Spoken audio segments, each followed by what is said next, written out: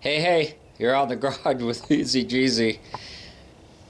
Another day on the planet here. I'll tell you what's on my mind. Yesterday, I went out for a lot longer drive, probably 75 miles. I shot a bunch of video, and something occurred to me. I was going to post up a video on it and edit down. And I don't want to lose you. I know some people don't like the drama. They just want the facts. But, you know, this is who I am and this is how I operate. And if you want those little gold nuggets, you're going to have to endure the other stuff that comes with it. So, on a kind of like a summary and letting you know where we're at, because I want to keep this thing going and I want to keep your interest here. As I was reviewing the video, it occurred to me that this cylinder was reading hotter than this cylinder, and I think that happened later in the day, and I haven't verified this. It just occurred to me, so I want to put some more time, and I didn't do a mileage check, any of that sort of thing, but I thought, wait a minute, maybe I did a compression check after I got done with that ride and came home, and this thing was sucked. This one was 82. Let me find that tag. I actually decided that I was going to make a tag and keep it with this stuff. So I got number one was 82, 109, 120, and 120. Those numbers are different than the original cold test, so they did change. But unfortunately, number one got worse. And then as I'm watching the video, I'm thinking, well, hey, maybe it's not rings, maybe it's an intake valve. If I've got a leaky intake valve, that's going to allow some of that exhaust heat to come back here during part of that reversion. That is one of the problems with having a center mount carburetor, is you get more reversion. And I don't know. I don't know. I just want to investigate this a little more. And then I'm loving the manifold heat. I'm loving the smoothness, but the power is just not there. And somebody asked me which was better, the 1776 or the dual port, or the comparing these two engines, the one I just pulled out of there. So as long as I had all the stuff here and laid out, basically, after I did the compression test on that, I did the compression test on this one, and this thing was dead nuts, 120 on each cylinder. Now, this is interesting as well, because at some point, it had a roughness to it that I didn't like, and I decided to check the plugs. I think I did one of those temperature maneuvers, and I pulled that number one plug because the pipe was cold, and that plug had so much junk on it, and it's like, uh-oh. And then I got to thinking last summer, this engine has a total of 3,000 miles on it. It's a 1776 single port with a stock cam and the 30-pick 1 carb. Well, I think, or I was worried, that last summer when my friend Paul Rice came to visit and I left him, everything was running fine, and I've been loafing around with this engine, put 3,000 miles on it. But there was one time when I was going down the highway between Longmont and Loveland, or Berthoud, actually. I turned off at Berthoud, and man, this thing just started running crappy. I was tired. It was a very hot afternoon. I was trying to go like 65, 70 with it, just flowing with traffic. It's a 4-lane highway, and this thing acted unhappy. So I pulled off at the Berthoud exit, which was the next one, and I thought, man, that didn't feel good. I wonder if I overheated it. And I didn't have my laser temp gun with me. I got it home, and I thought, I wonder if I burned a cylinder. I wonder if I overheated this thing. Well, as I went through town and slowed down to 35 miles an hour and hit a couple lights and took the back way home, it seemed okay. But then, later on, weeks later, whatever, I kind of noticed that, it took a while to warm up. Well, I had this moment of enlightenment. I've been telling you guys all along that you don't want to overpressurize the fuel on these Webers and Delordos. They want no more than 3.5 pounds, and the stock pump puts out more than that. And because my 1800 was a fuel-injected block and did not even have provision for a factory fuel pump, when I built this one, you can see here, there's just no hole. See, this is an AS21 case. This is a stroker motor, 74 by 88. And I know there's going to be one of you guys out there saying, what the hell, why aren't you running that? I'd be running that instead of a stock 1600. Well, it's COVID-19, you know. I can't go anyplace, can't do anything, and I got some of this stuff sitting around, so I wanted to do some testing for you, and I've been curious. I'm just a naturally curious person. So what I think happened was I had that thing set at like 1 or 2 pounds. And this is a very small carburetor. This little pt3 carburetor, that float bowl is nothing, baby. I think I ran out of fuel. That's what happened. And when you do that and go lean, you know, you can get things that can get hot and not happy. It's a good thing I pulled off right away like I did. So with that being in mind, yesterday before my ride, I have a pressure regulator, so I cranked up the fuel pressure a little bit on this carburetor. All this stuff, you know, I'm not the sharpest knife in the drawer. Some things take a little time to sink in, and I've been doing a lot of reading lately on these Volkswagen engines because the libraries are closed. There's nothing else to read. I'm reading about Volkswagens, I'm reading about the Bible. They both go hand in hand, right? One's in my right hand, and the other one's in my left hand. So that's the way it is, and I wanted to keep you posted on that. And I'm thinking, okay, what did we done for power upgraders, even though, because this video is to help the guy on a budget. It's not only satisfying my curiosity, it's like there's a lot of people out here that are very interested in, they don't have the money or the interest to go wild with their engines. It's like, I got this engine, it doesn't smoke, it runs good, but I wish I had more power.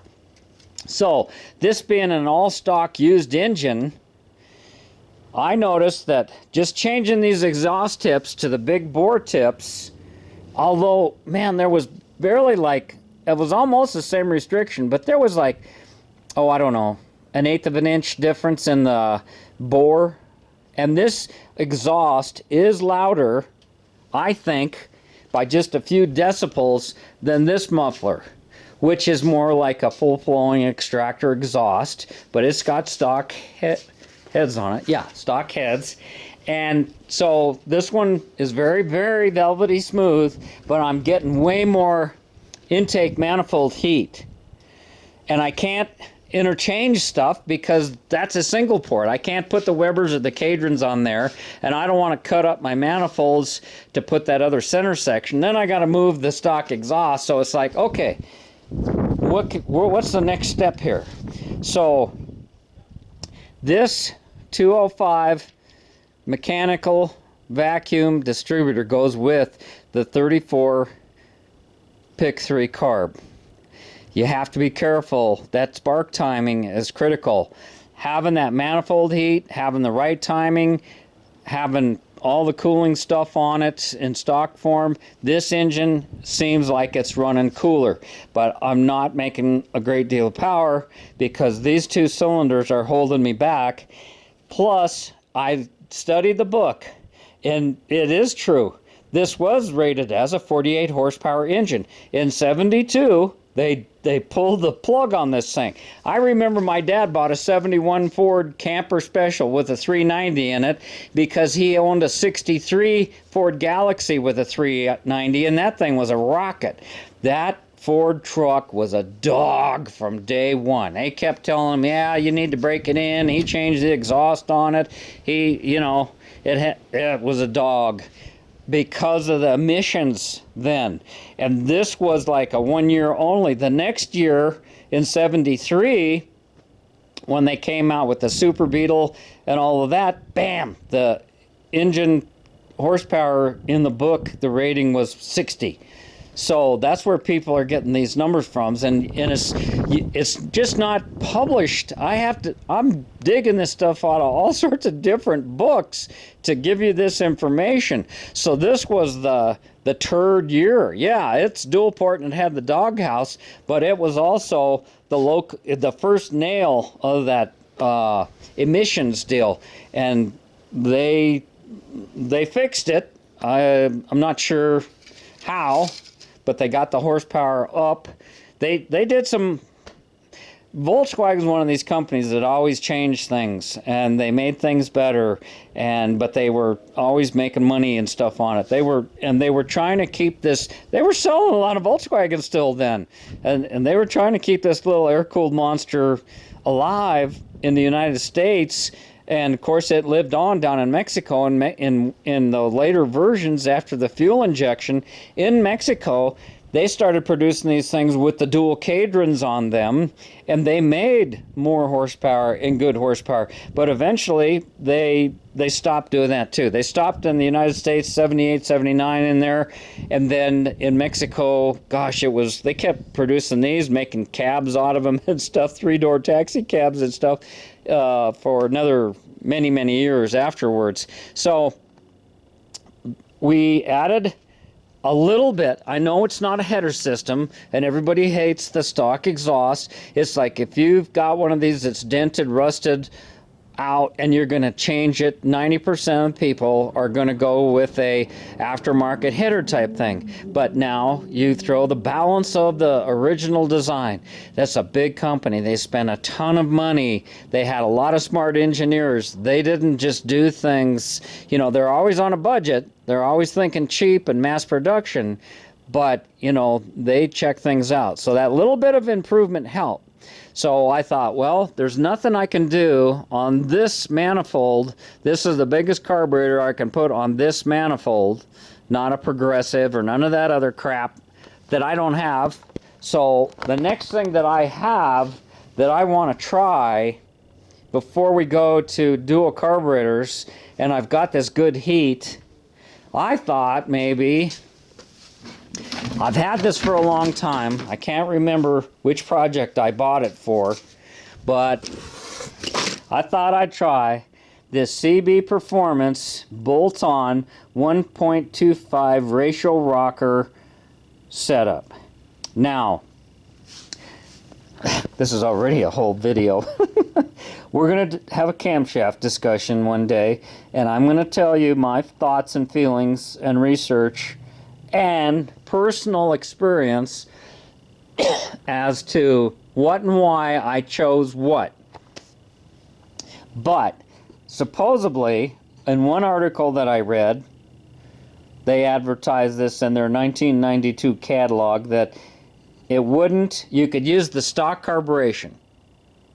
They recommend going with more carburation and a freer flowing exhaust, but I need to know in me whether or not the stock carburetor in that will work, and if I feel it in my seat of the pants meter by putting these in. We're looking for cheap ways to get more horsepower. Now, by doing this, you're also leaving the door open to do some add-ons. We're trying to look at a sequence here.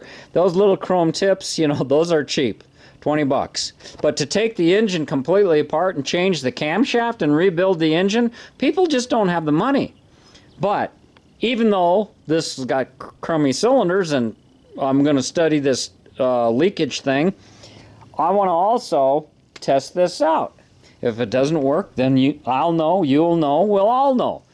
And so that's going to be the next phase. And then the rest of this video is going to be of the driving around that I did yesterday. I went to some pretty lakes, and I stayed pretty close to home here, stayed within 10-20 miles, and I saw some elk and some other stuff too. So I hope you enjoy the rest of the video, and that's where we're at, and we're going to continue on with this. You guys are creating a lot of work for me. Sometimes I have to take a couple days off, and I got to go grocery shopping, pay some bills, grass, I think I can go a little longer. I'm not adding the water to it because that's just going to make it grow faster, but it's still green, so we're going to, and the little yellow flowers are happy. I got a bucket full of those over here, but as a lot of you probably do too, they're drying out. And I found as long as we're giving away all these great tips, I couldn't find my dandelion digger. I can't tell you how many of those things I've bought. So I got it in my toolbox here. This wood chisel. Oh man, this thing is awesome. It's tool steel. I always bend the regular dandelion diggers because I got clay here. If you go deep, so I'm just poking holes and trying to cut the root off and poke them and listen to them crack. I rarely get the whole root out. I don't want to, we're locked down, so I don't want to go wandering around in the hardware store and stuff and Home Depot, whatever, to go buy some weed and feed. So I'm just getting by with pulling them every day. I just go out there, and this thing is just growing. This thing is amazing. I've watched come out here every day. That's a week's worth of growth, and every day I come out here and it just keeps moving, and it's like, where is that coming from? That's coming out of the earth. The minerals and things in the earth and the water. It's a thing that just keeps growing, and it's so fast. That just amazes me. So let's get on with the video. Sorry. And have yourself a good one. Be safe. I hope all is well with you. And we'll just keep on keeping on here. Hey. Here with TheEZGZ. Putting down some miles.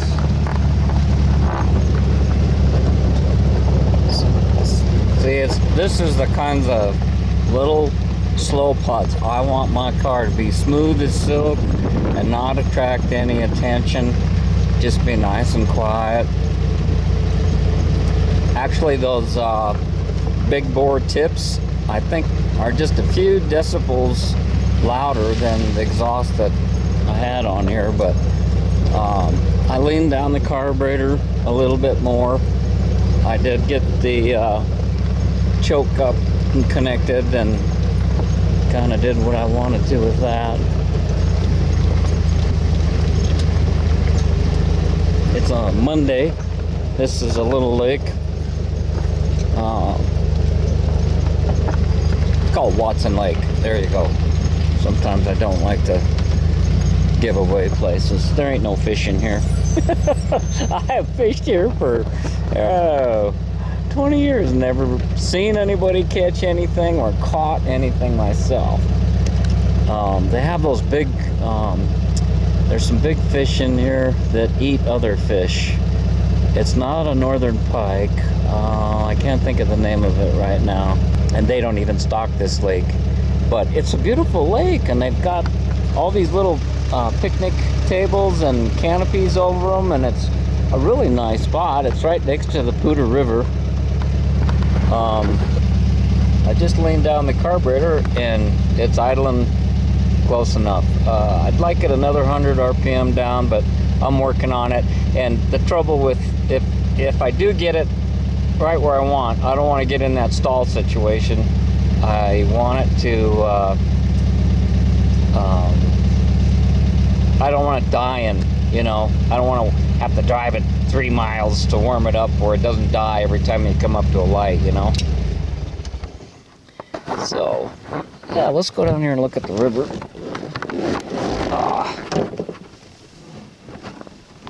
The runoff is up. I guess that's the proper expression. Well, let's look at that. Let's go back, look at the engine. I left the bike home because I knew I was going to get in there and fiddle with the carburation. And yeah, it's kind of strange to look at, but it's like, what was this guy thinking? But it totally disguises that stock muffler, and I'm just totally loving the manifold heat that I'm getting in here. Maybe I should, before I forget, just give you a glance. Let's see. Intake manifold on this side, 116. Number 2 cylinder head, 215 degrees.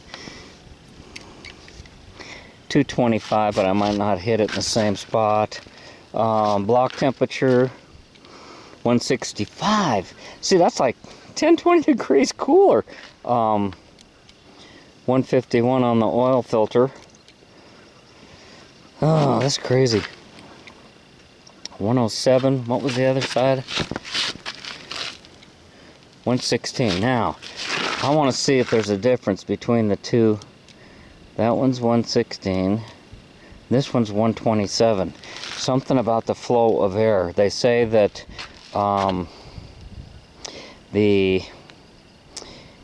what is it? The outside cylinder, it looks like it's equal length the way they did that.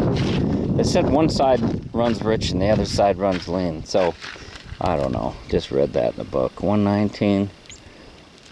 101. You know, number 3 is supposed to be the hot potato. Oh, there it was. 131. It may be creeping up from the head. 197. And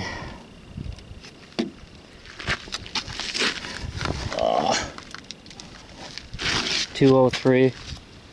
Try to get it in the same spot. 187.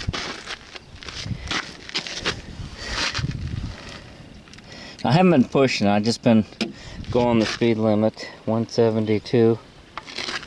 So yeah, there's a little bit of a breeze. It's cooling down fast. 136. And what was this? 137. Intake manifold. 123. Carburetor. 82. Okay, so yeah, and not putting down a lot of miles. I was gonna pull off at this one park and there was, God, like 5 police cars there. I don't know what was going on with that. And looks like the wind took out. This is the Poudre River. This we've driven next to this river up in the mountains plenty of times. I talked to a lady yesterday who has a cabin up there, and she said that people are just lined. It looks like a parking lot up and down both sides of the road. People up there hiking and fishing, and police cars are going through, honking their horns, telling people to spread apart and all that sort of stuff. So our area was supposed to be officially done on the 27th. Oops, April 27th. And I think they extended it another 2 weeks, and a couple counties said, the heck with you, we're hurting too bad, we're back to business, just gonna go cautiously and slowly. And I think, you know, treat us like adults. Oh, here's a guy fishing down here. I should have brought my pole. I thought about it, but then I thought, nah. Yeah. Now there are fish in this river. This would probably be the time. Look at this gold down here. See that gold in the mud? Is that gold dust or is that fool's gold? I love it when you can see their fishing line glint in the sunlight. It's probably noon. See if he catches anything. This gets down to a trickle. I've brought you here plenty of times in the past. I was bringing my grandkids here. There's a nice little path. I was hoping the bathroom was going to be open. There's got some pit bathrooms. I got to pee. I'll tell you guys everything.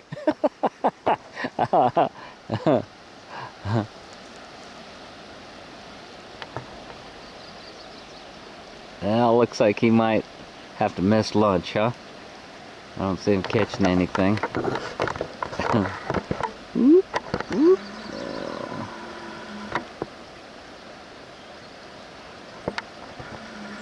We're just having fun.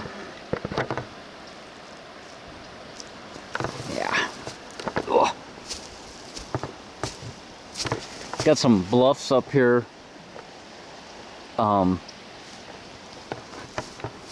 Little birds nest in there, and there's birds of prey that come and look for them. So, just putting down some miles and reading some books.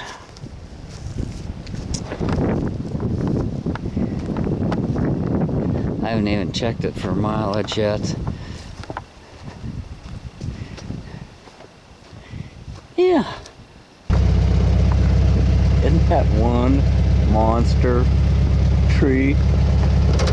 It's like 1, 2, 3. It's like a cluster grown together.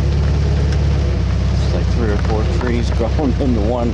Looks like something out of a Harry Potter movie. Well, gotta keep putting down miles. Can't collect data if we sit around and enjoy life. I got a job to do. Monday. Oh, these Mondays. I'm in the little town of, it's not LaPorte. It's, oh well. I'm in a little town. And I'm thinking with the runoff being there and the river up, I might be able to wash some dust off the bottom of the buggy. It doesn't look like it's wet on the other side. Sometimes, oh, there's a little water running through it. Just nobody's come through here this morning, I guess. Car wash.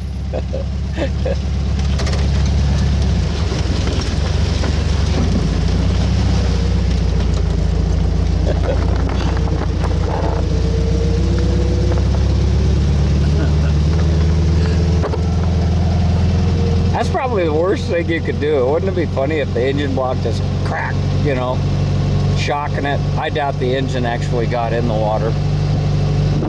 But I see guys doing stuff like that. It makes me wonder. Oh, what have we got down here? I see a sign.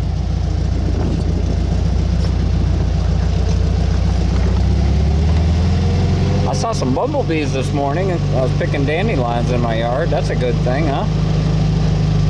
Bellevue, that's where we are. The little town of Bellevue. Dead end. Welcome to, oh, a state trout hatchery. I thought that place we just were at closed to all public access. So I guess that means closed. No. Turn around. Stay out. We don't want to give that stuff to the fish. We'll just go in here and turn around.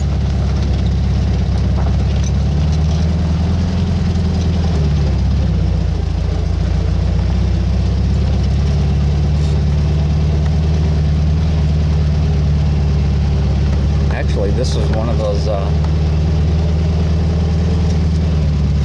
ponds.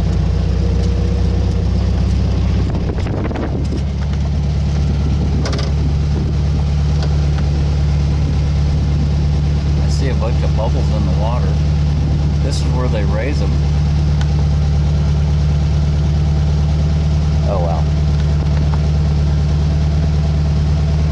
Somebody's got a sweet spot. All the campground areas are closed, but somebody's either storing their camper over there. Where is it? Where is it? I can't see it in the camera. Wouldn't that be nice to have this whole place to yourself? You know there's got to be some deer around here in the mornings, evenings.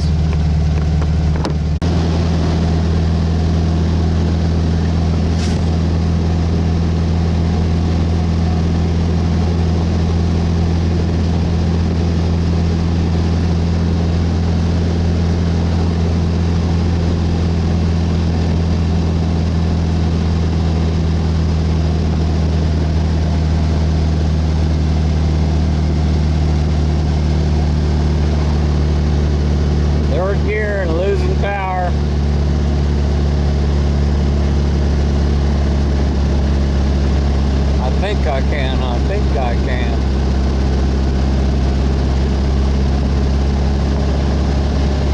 Made it.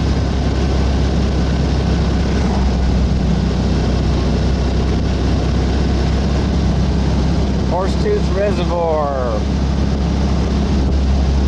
Oh, there's boats out there too. Paid parking. Pay.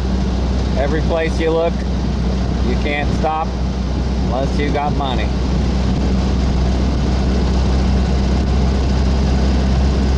At least they're letting us play though.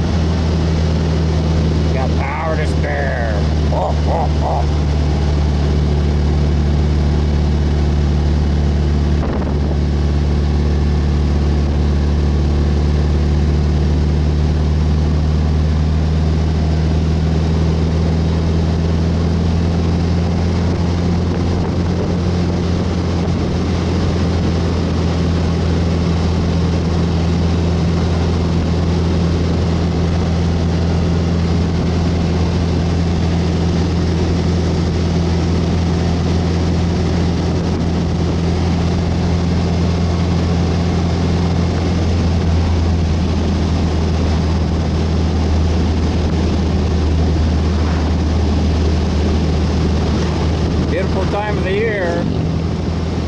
The bugs aren't out yet. Everything's green.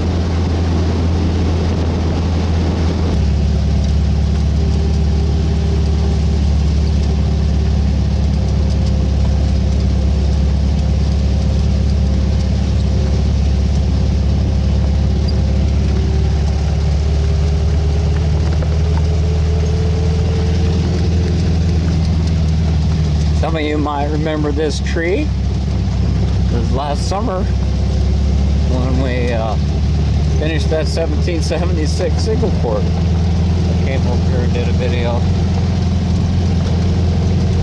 I don't know where they're sending the water. I would have thought it'd been higher.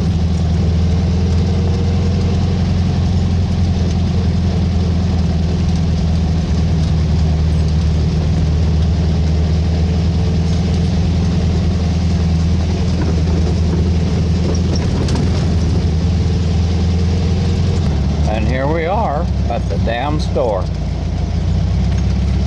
Best store by a damn sight.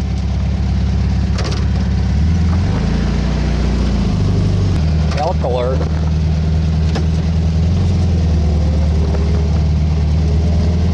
Motorcycle alert.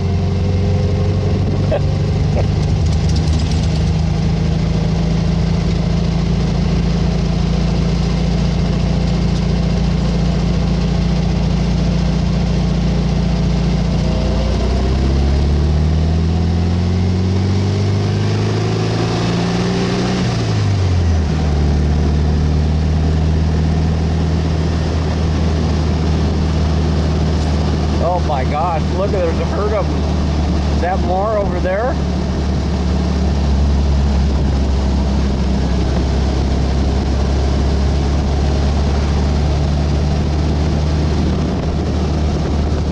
heading up for the high country soon. Uh-oh, we got some emergency lights down here too. There's a lot going on over here.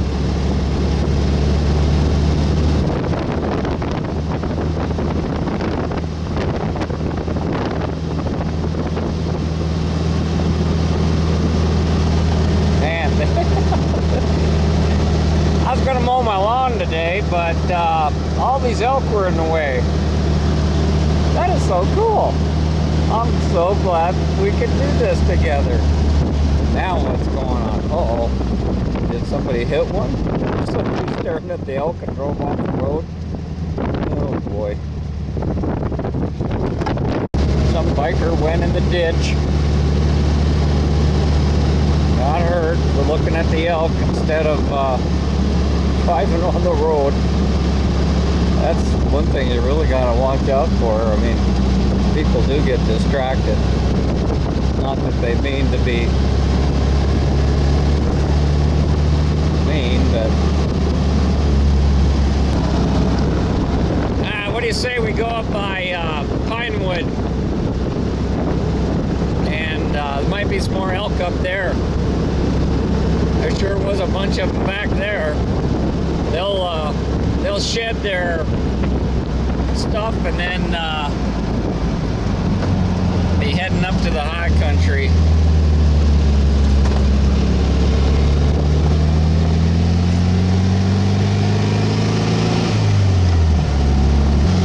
How about that? A little bit of snow. Like what was it, a week ago? They probably got a foot or more of snow up here, so that's what's left of it. We've been on a steep climb. This is where those elk came from. This is usually where they hang out in the wintertime, but I wanted to make this pretty steep climb and then do another temperature reading. I think I'll go home and take a nap. Second gear.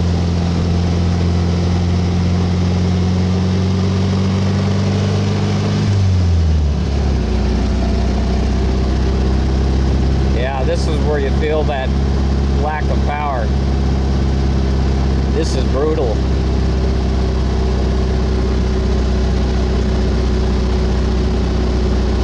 This is where you'd hear that knocking if you were on regular gas. But you don't always hear it knock. Just got a little bit further and then we'll be down the other side in Pinewood Lake.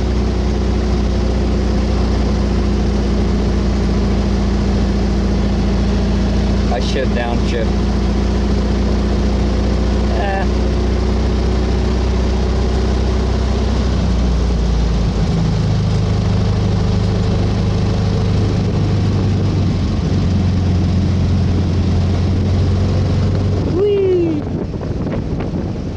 Yep, all those elk moved over.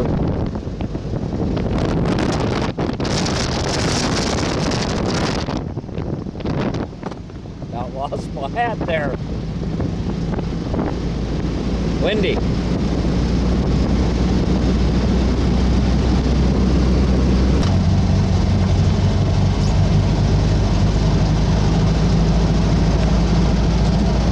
There's home down there.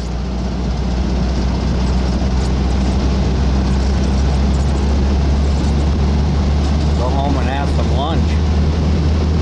I have no idea what time it is, but I'm hungry and I know I'll need a nap. And I got a new video card with 30 hours on it, so I got plenty of memory to bore you guys to tears with now. Hang on.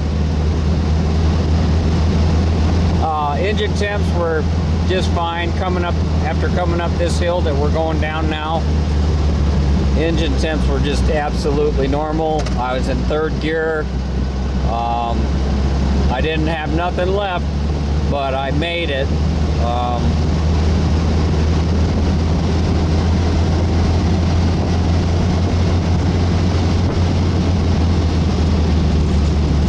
no popping or snapping. That stock exhaust manifold bolts up really nice and tight, seals with those stock style gaskets.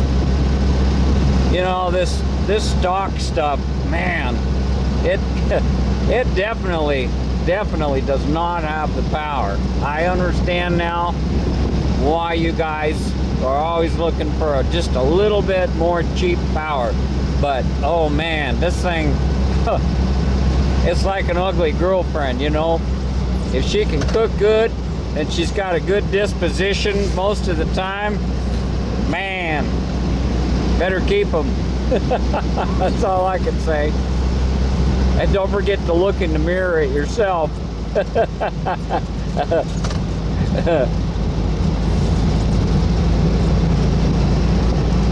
Yeah, as we do our performance upgrades, this might be the good hill, a good test hill to, I'm getting my seat of the pants meter all fine-tuned and dialed in here, and it's, you know, you shut it off, it starts right up, it idles. I did not top off the tank and do a mileage check situation, so I don't know where we're at on that.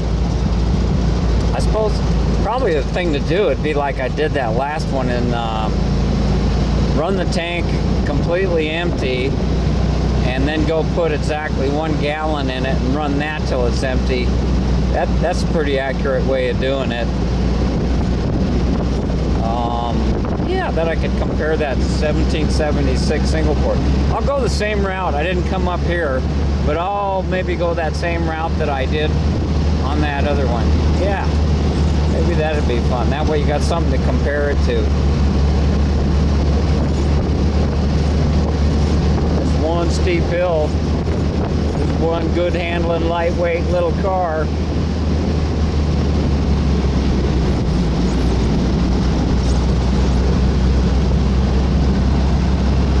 See how fast we're coming down?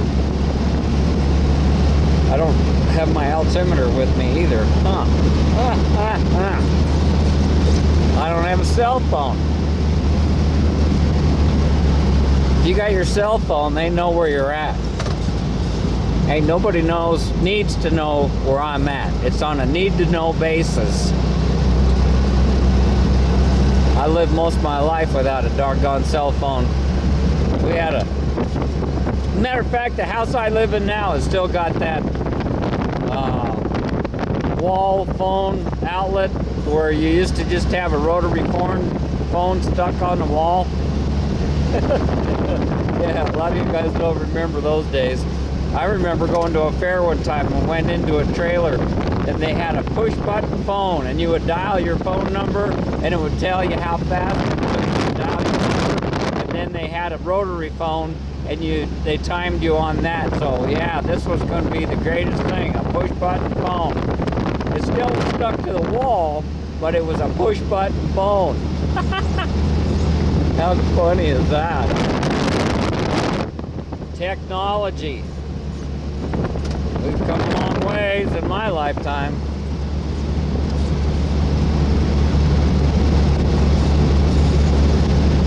Oh my goodness. Getting dizzy.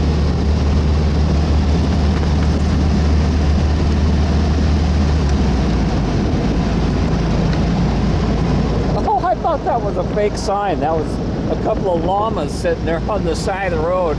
I thought it was a deer laying down kind of silhouette sign. Oh boy.